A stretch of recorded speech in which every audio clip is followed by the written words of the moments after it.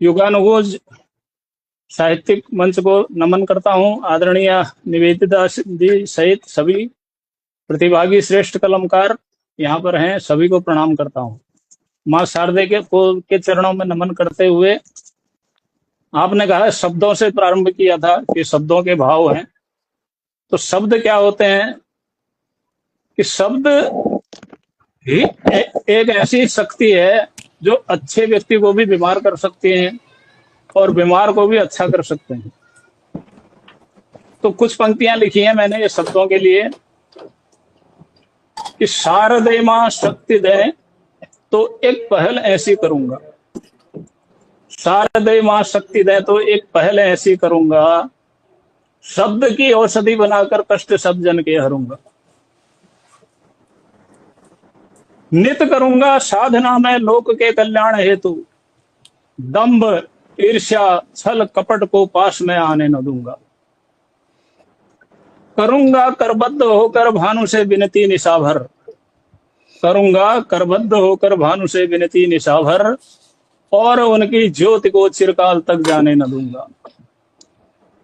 हर जतन ऐसा करूंगा, हर जतन ऐसा करूंगा, गुथे जब तक हार सुंदर, तब तलक स्वच्छंद मन के फूल मुरझाने न दूंगा। नित नवल सुरगीत से गुणगान कर दूं मातृभू का, नित नवल सुरगीत से गुणगान कर दूं मातृभू का, पश्चिमी दूषित पवन के गीत में गाने न दूंगा।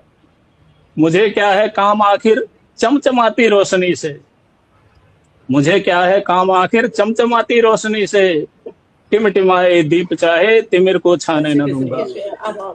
टिमटिमाए दीप चाहे तिमिर को छाने न दूंगा। किसी का माइक, मेरे ख्याल से किसी का माइक अनम्यूट है और वहां से शोर आ रहा है, इसलिए थोड़ा व्यवधान होता है, इस बात का ध्यान रखें। तो आभार आपका।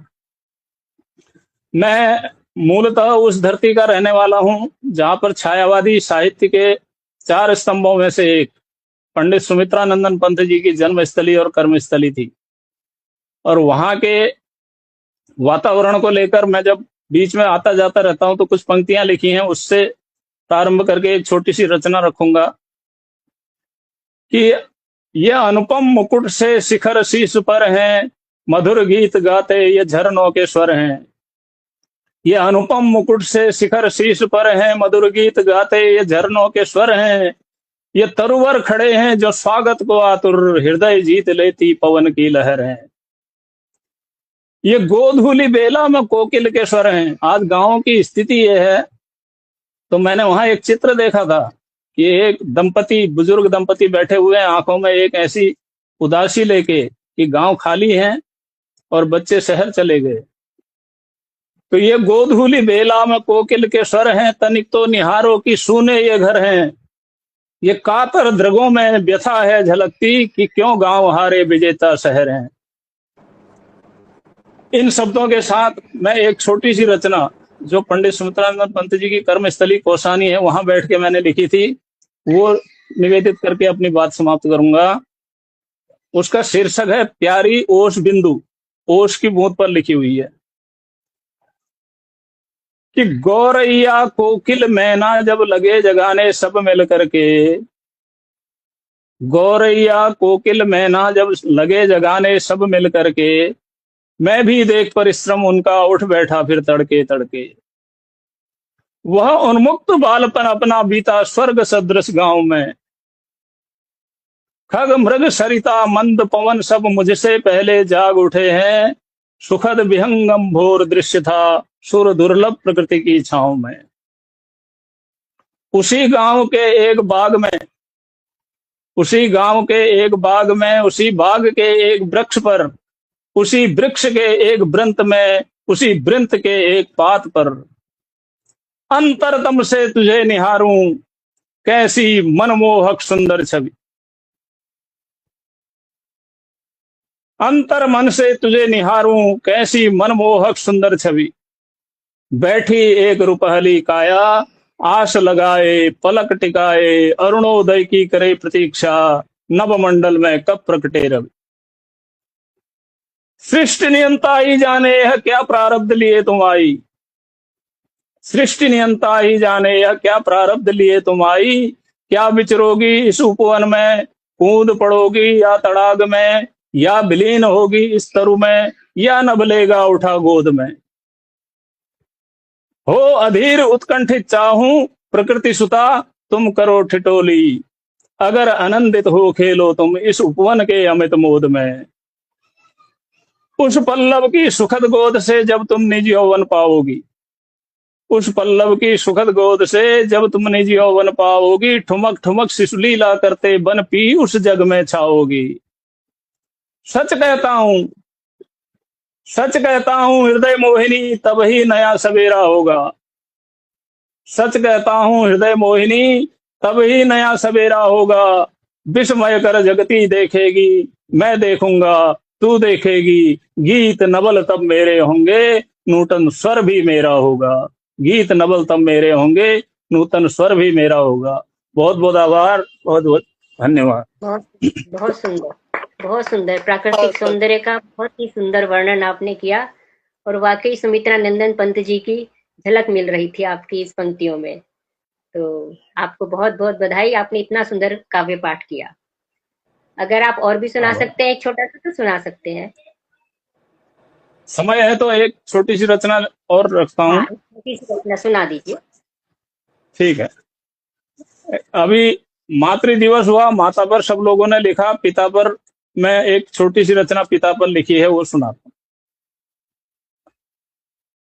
कि पिता से ही है प्रकट पहचान मेरी इस धरा पर, पिता से ही है प्रकट पहचान मेरी इस धरा पर। शीश पर प्रत्यक्ष जब तक उस गगन का हाथ है नहीं चिंता किसी भी मोड़ पर कैसे चलूंगा। शक्ति सारे विश्व की लगता कि मेरे साथ है। जिस भरोसे दौड़ लेते राह में जलती चिता पर, क्या लिखेगी कलम मेरी उस पिता पर, क्या लिखेगी कलम मेरी उस पिता पर। पिता वह साक्षात ईश्वर, पिता वह साक्षात ईश्वर, जो न हारे अंत तक भी। आंधियां प्रतिकूल कितनी जीत ले जिसके सहारे। कब थका है कब रुका है राह की उलझन से डरकर। झोंक दे जो शक्ति सारी, त्याग दे सुख चैन सारे। है कहाँ साहस कलम का जो लिखे उस देवता पर, क्या लिखेगी कलम मेरी उस पिता पर। सृष्टि के निर्माण की अभिव्यक्ति भी तो वह पिता है, सृष्टि के निर्माण की अभिव्यक्ति भी तो वह पिता है। पिता ही परिवार का वटवृक्ष सा जो छाव देता। द्वार ऐसा हर समस्या की जहां निष्पत्ति होती। धैर्य अनुशासन मनुजता का सदा जो भाव देता। चल रहे सीना फुला संदेह कब अधिकारिता पर, क्या लिखेगी कलम मेरी उस पिता पर, क्या लिखेगी कलम मेरी उस पिता पर। अंतिम बंद निवेदित कर रहा हूं। है नहीं करता प्रकट वह भाव निज मन के सहज ही, है नहीं करता प्रकट वह भाव निज मन के सहज ही। झांक कर देखो हृदय में अप्रदर्शित प्रेम सागर। छोड़कर जिनको पिता सुरलोक में जाकर बसे हैं, छोड़कर जिनको पिता सुरलोक में जाकर बसे हैं। मूल्य पूछो तो पिता का उन सभी के पास आकर। है नमन उस अनुग्रह को, है नमन उस अनुग्रह को, गर्व है उस श्रेष्ठता पर। क्या लिखेगी कलम मेरी उस पिता पर, क्या लिखेगी कलम मेरी उस पिता पर। बहुत बहुत आभार, बहुत बहुत धन्यवाद। बहुत सुंदर कविता। वास्तव में पिता के लिए इतने सुंदर शब्द होने ही चाहिए। जितना माता का हम लोग पूजते हैं उतने ही पिता भी पूजनीय है। तो आपकी ये कविता सबके दिल को छू गई। तो हमारे सभी श्रोतागण सुन रहे होंगे और उनको भी ये कविता अच्छी लगी होगी। बहुत बहुत आभार नवल जी आपका, बहुत सुंदर कविताएं सुनाई आपने।